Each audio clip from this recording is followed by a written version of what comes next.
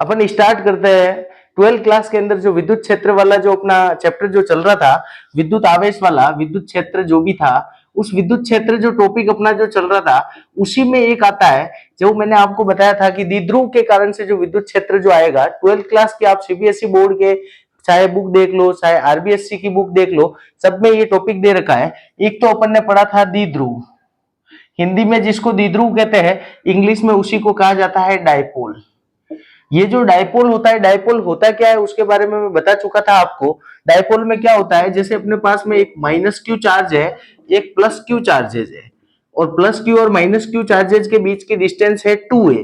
2a इन दोनों के बीच की डिस्टेंस है। इसका एक पॉइंट बीच वाला जो मध्य का जो पॉइंट लिया था, उस पॉइंट को अपन ने ओ कहा था। क्या कहा था? ओ पॉइंट कहा था। अब ये जो ओरिजिन है, यहां से इसकी डिस्टेंस, यहां तक की डिस्टेंस मान ली अपन ने ए मान ली, और यहां तक की डिस्टेंस हो गई ए। ठीक है, तब जाके ये 2a बना है। ऐसा कोई, जैसे कोई दो चार्जेजों का जो समूह बन रहा है, उसी को कहा जाता है द्विध्रुव। ठीक है, इसी को क्या कहा जाता है? डायपोल कहा जाता है। और इस डायपोल, डायपोल का मतलब होता है डाई मतलब दो हो गए, और पोल का मतलब होता है एक्सिस। तो दो एक्सिस पे एक माइनस क्यू चार्जेज है, दूसरा प्लस क्यू चार्जेज है, और ये पूरी की पूरी जो भी स्थिति बन रही है, जो पोजीशन बन रही है, जो कंडीशन अपने सामने बन रही है, उस कंडीशन को अपन ने क्या कहा, कह दिया द्विध्रुव कह दिया। अब इस द्विध्रुव के कारण से जो विद्युत क्षेत्र अपन को निकालना है, तो एक तो क्या होता है, इसके दो एक्सिस होते हैं, समझना इस बात को। एक तो ये इसका क्या हो गया, एक्सिस, एक तो ये एक्सिस हो गया। दूसरा होता है इक्वाटोरियल एक्सिस। इक्वाटोरियल को हिंदी में कहा जाता है भूमध्य। इक्वाटोर, इक्वाटोर, इक्वाटोरियल एक्सिस, इंग्लिश में इसको इक्वाटोरियल एक्सिस कहते हैं, हिंदी में इसको कहा जाता है भूमध्य, भूमध्य एक्सिस कहा जाता है। भूमध्य एक्सिस कहा जाता है, इंग्लिश में याद रख लो, कोई दिक्कत नहीं है। आगे अपन देखते हैं। तो ये जो भूमध्य जो एक्सिस है, यहाँ पे कोई पी पॉइंट स्थित था, उसके लिए अपन ने विद्युत क्षेत्र की गणना कर दी थी पहले वाले वीडियो में। जब आप आगे वाले वीडियो को देखोगे तो वहां पे आपको ये टॉपिक मिल जाएगा कि द्विध्रुव के कारण से विद्युत क्षेत्र अगर उसी एक्सिस के अंदर कोई पॉइंट पी स्थित है तो वहां पे कितना होगा, इसकी अपन गणना कर चुके थे। अब अपन बात करते हैं इस जो इक्वाटोरियल जो लाइन है, इस इक्वाटोरियल लाइन के ऊपर कोई पी पॉइंट स्थित है। कौन सा पॉइंट स्थित है? P point. ठीक है, इस पी पॉइंट पे अपन को क्या निकालना है? विद्युत क्षेत्र निकालना है। तो इसके बारे में अब इस टॉपिक में अपन देखेंगे। अब अपन क्या करेंगे, इस इक्वाटोरियल लाइन को समझेंगे, तो इसको मैं वापस सही तरह से बना देता हूं इसी फॉर्मेट में। अब सुनना, ये अपना क्या है, एक था माइनस क्यू चार्जेस, दूसरा अपना क्या था, प्लस क्यू चार्जेस। इन दोनों के बीच की डिस्टेंस जो थी वो 2a थी, अपन ने देखा था। अब इसका जो इक्वाटोरियल जो लाइन बन रही है, यहाँ का जो पॉइंट होगा, ओरिजिन होगा, वहां पे बनेगी। ये बन गई इसका भूमध्य, मतलब इस रेखा के बीच वाली लाइन को अपन भूमध्य कहते हैं। तो इसको क्या कहेंगे अपन, यहाँ पे कोई पी पॉइंट स्थित है। कौन सा पॉइंट स्थित है? P point. अब इस पी पॉइंट की इस ओ पॉइंट से डिस्टेंस ले ली अपन ने आर डिस्टेंस ले ली। आराम से समझाऊंगा इस टॉपिक को, क्योंकि ये टॉपिक अपने क्या है, जो 12th क्लास के अंदर जो आरबीएससी बोर्ड जो एग्जाम होता है उसमें भी आता है, सीबीएसई बोर्ड में भी आता है। और इसका जस्ट जो फॉर्मूला जो बनेगा, उस फॉर्मूले को आप नीट के एग्जाम में अप्लाई कर सकते हो, आईआईटी के एग्जाम में अप्लाई कर सकते हो, जेई के एग्जाम में अप्लाई कर सकते हो। तो उसके बारे में देखते हैं। तो देखो, अब देखना, ये जो प्लस क्यू चार्जेस से यहां तक जो इसके ऊपर पी पॉइंट पे जो विद्युत क्षेत्र आएगा, और एक आएगा माइनस क्यू चार्जेस, समझना। तो प्लस क्यू चार्जेस, मैंने आपको दो चीजें बताई थी, अगर प्लस चार्जेस है और अगर माइनस चार्जेस है, तो प्लस चार्जेस से तो क्या हो जाएगी, जो विद्युत क्षेत्र जो है वो दूर जाएगा। क्या जाएगा? दूर जाएगा। लेकिन अगर माइनस चार्जेस है तो विद्युत क्षेत्र क्या आएगा, इसकी तरफ आएगा। ये दो कंडीशन मैंने आपको बताई थी आगे वाले वीडियो में, तो उसको अप्लाई करेंगे अपन। जैसे ही प्लस क्यू चार्जेस से पी पॉइंट पे विद्युत क्षेत्र निकालना है, तो ये विद्युत क्षेत्र क्या होगा, इससे दूर जाएगा। तो माना कि इसको क्या कह देंगे, E1 कह देंगे। क्या कह देंगे? प्लस क्यू चार्जेस से जो विद्युत क्षेत्र आ रहा है उसको E1 दे दिया। माइनस क्यू चार्जेस है, तो माइनस क्यू चार्जेस से जो विद्युत क्षेत्र जो पी पॉइंट पे लगेगा, उसकी जो डायरेक्शन होगी वो माइनस क्यू चार्जेस की तरफ होगी। इसका मतलब E2 यहां हो जाएगा। ठीक है, और इसके अगर मैं पैरेलल यहाँ पे लाइन खींचूंगा तो ये वाली लाइन आ जाएगी। ठीक है, इसके समांतर खींचूंगा तो ये लाइन आ गई। अब समझना, समझना, ये जो थीटा एंगल पे कुछ ना कुछ इंक्लाइन है, माइनस क्यू चार्जेस से जो ई विद्युत क्षेत्र वो थीटा इंक्लाइन है, ये भी कितना हो जाएगा, थीटा एंगल इंक्लाइन है।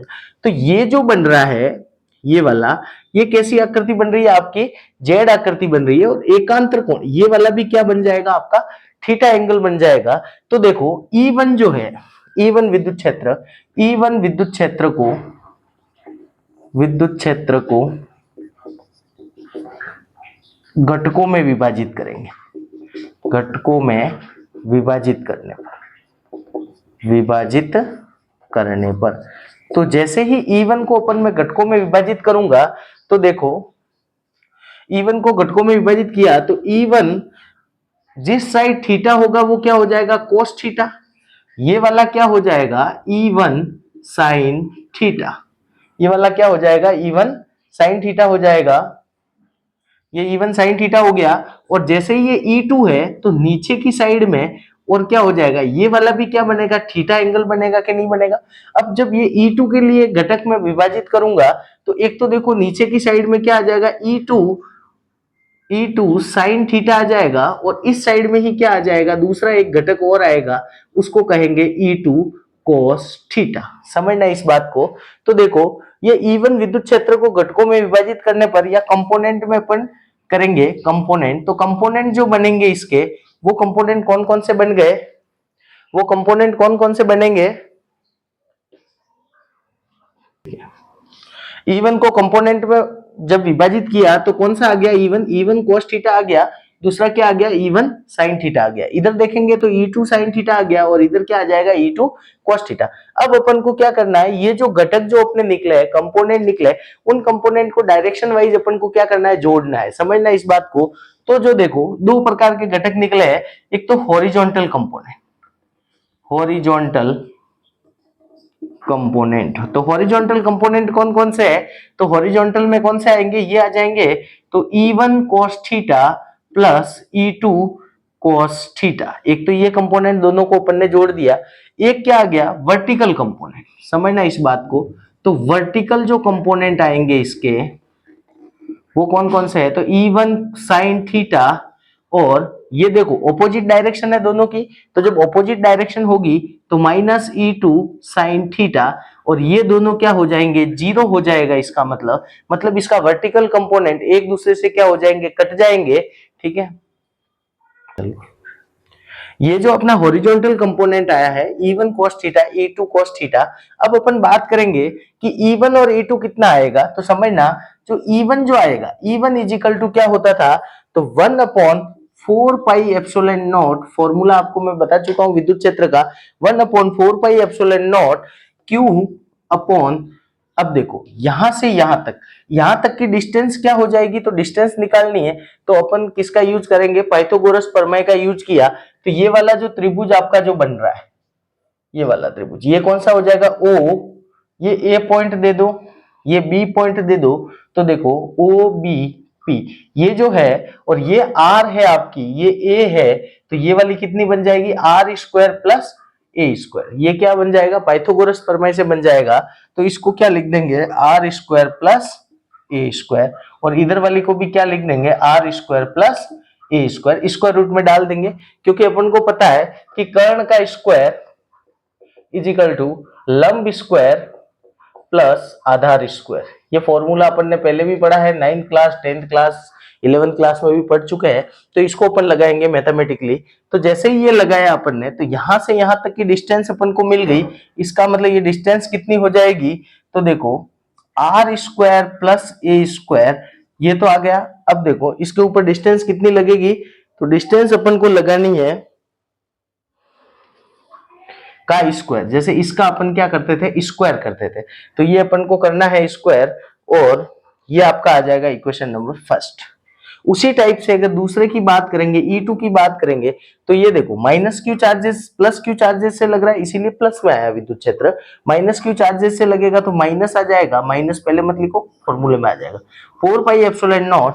अब चार्जेज अपने पास में कौन सा है, माइनस क्यू चार्जेज है, तो माइनस क्यू चार्जेज को यहाँ ले लिया, और नीचे क्या करेंगे, R स्क्वायर प्लस ए स्क्वायर का स्क्वायर रूट कर देंगे, क्योंकि डिस्टेंस सेम है, ये वाली और ये वाली डिस्टेंस दोनों सेम है, तो ये इक्वेशन नंबर 2 आई।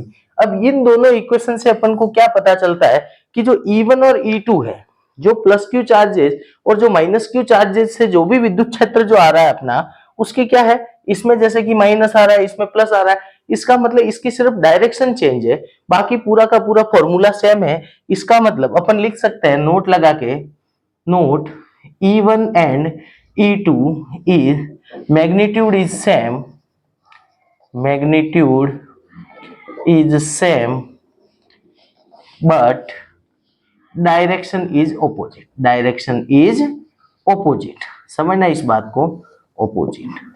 तो जब अपन ने ये जो फॉर्मूला अपन ने लिखा था पहला, इसको 2 नंबर दे दो और इसको 3 नंबर दे दो, तो यहाँ पे अपन इसका यूज करेंगे कि ये दोनों अगर सेम है, इसीलिए ये कट रहा है और ये जीरो हो रहा है, मतलब वर्टिकल कंपोनेंट आपका क्या हो जाएगा, जीरो हो जाएगा, और इसको जोड़ेंगे तो टोटल जो ई आएगा वो कितना आ जाएगा, तो E1 cos theta, E2 cos theta.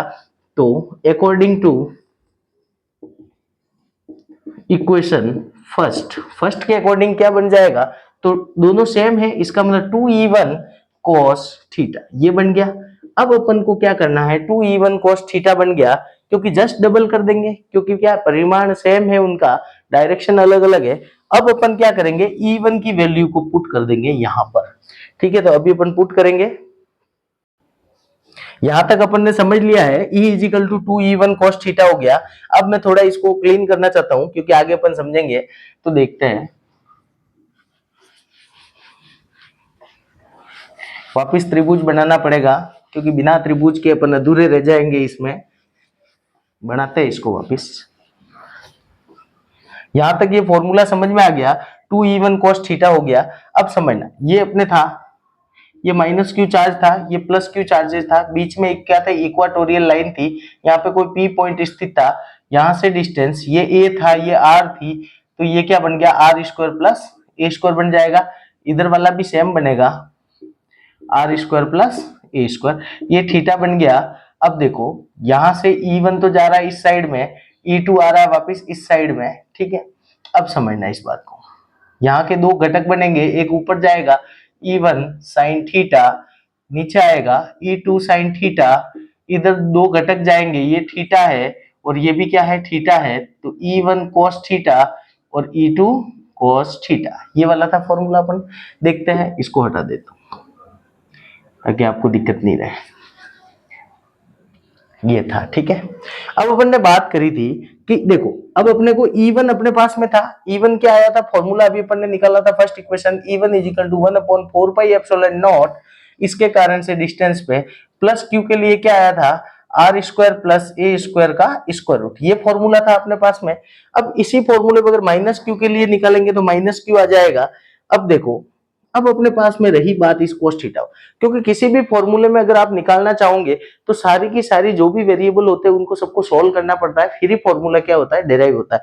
तो अब अपन देखते हैं, ये जो cos थीटा जो है, cos थीटा कैसे निकालेंगे, तो ये आपको कैसा दिख रहा है, त्रिभुज ही दिख रहा है ना, रेक्टेंगल तो दिखेगा नहीं क्योंकि त्रिभुज बना हुआ है। तो अपन देखते हैं कि ये जो त्रिभुज जो बन रहा है, समझना, ये ए है, ये आर है, इसमें अपन को cos थीटा निकालना है। क्या निकालना है, cos, चाहे इधर निकालो चाहे इधर निकालो, किसी भी साइड निकाल दो, तो cos थीटा आपको मैंने पढ़ाया था लाल बटा कक्का, इसका एक रूल समझाया था अपने त्रिकोणमिति में। ये पहला तो कौन सा अनुपात होता है, साइन थीटा होता है, दूसरा वाला कौन सा होता है, cos थीटा होगा, और तीसरा क्या होता है, tan थीटा होता है। अपन सिर्फ अब cos थीटा की बात करेंगे। आधार बटा कर्ण, आधार को इंग्लिश में कहा जाता है बेस अपॉन हाइपोटेनियस, हाइपोटेनियस, इसको कहेंगे आधार, इसको कहेंगे आपका कर्ण, समझना इस बात को। अब ये जो त्रिभुज है, चाहे ये त्रिभुज ले लो चाहे ये त्रिभुज ले लो, आधार और कर्ण दोनों त्रिभुज में सेम है, क्योंकि ये एक दूसरे के क्या है, सिमेट्री है, सेम डिस्टेंस पे स्थित है। तो आधार अपॉन कर्ण क्या हो जाएगा, आधार आपका ए हो जाएगा और कर्ण आपका क्या हो जाएगा, आर स्क्वायर प्लस ए स्क्वायर हो जाएगा, इजिकल टू cos थीटा। इस वाले फॉर्मूले को अपन क्या कर देंगे, इसमें ही पुट करना है अपन को, E1 को भी यही पुट करना है। लेकिन समझना, ये जो ई जो विद्युत क्षेत्र है इसकी डायरेक्शन कहाँ आएगी, तो डायरेक्शन हमेशा क्या होगी, ये माइनस क्यू चार्जेज की तरफ आ रहा है, इसीलिए इसको क्या करेंगे, ऑपोजिट रहेगी, हमेशा द्विध्रुव से क्या रहेगी, ये डायरेक्शन क्या रहेगी, ऑपोजिट रहेगी। इसीलिए अगर मैं इसमें बात करूंगा कि इसमें निर्देशांक ज्यामिति में बात करूंगा, कोऑर्डिनेशन सिस्टम में बात करूंगा, तो यहाँ पे एक माइनस पी अपन लगा सकते हैं, लेकिन अभी अपन वो उसको बाद में समझेंगे, पहले अपन इसका पुट करेंगे, ठीक है।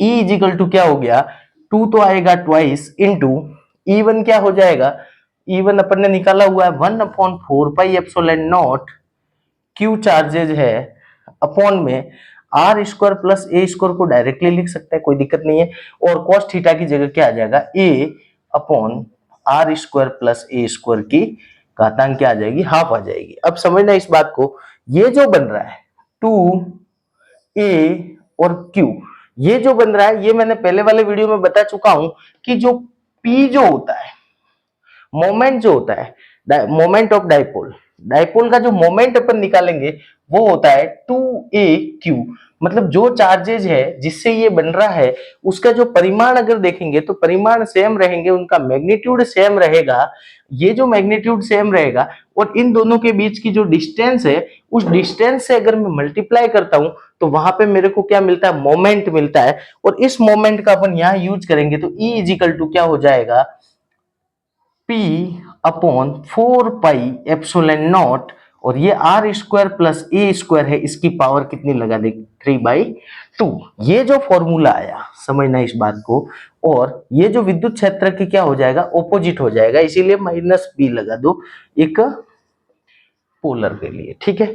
ये समझना है, ये विद्युत क्षेत्र आ गया, लेकिन ये सदिश राशि है इसीलिए इसके ऊपर क्या लगा दो, सदिश का चिन्ह लगा सकते हैं, ये लास्ट में भी आप कर सकते हो, क्योंकि सदिश लगाना जरूरी है, क्योंकि जैसी जो राशि है उसका उसके ऊपर उसका वेक्टर फॉर्मेशन लगाना अपन को पड़ता ही है।